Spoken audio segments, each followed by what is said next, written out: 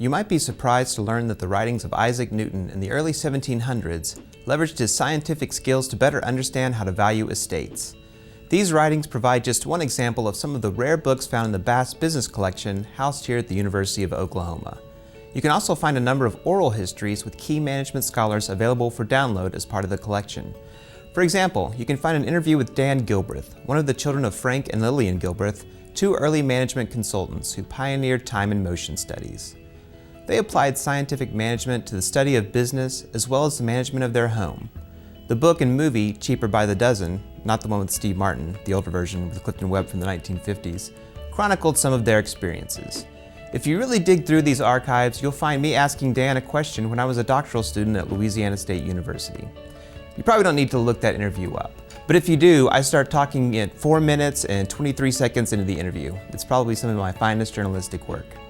So it might not be too surprising to know that I've been a fan of management history for a while now.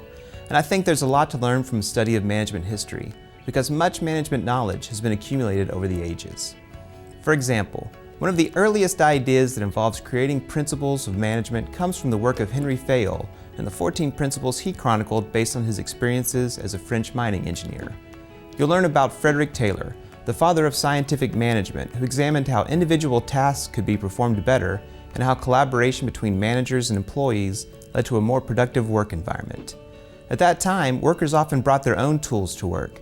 Taylor studied inefficiencies in shoveling coal. For example, some workers might show up with a snow shovel, where others might have a much thinner sharpshooter type shovel. There was a lot of chaos and disorganization that led to worker fatigue and injury. One of Taylor's discoveries in the quest to improve management efficiency is the finding that the ideal shovel load is approximately 21 pounds, something you might want to keep in mind when you're gardening in the spring or shoveling snow in the winter.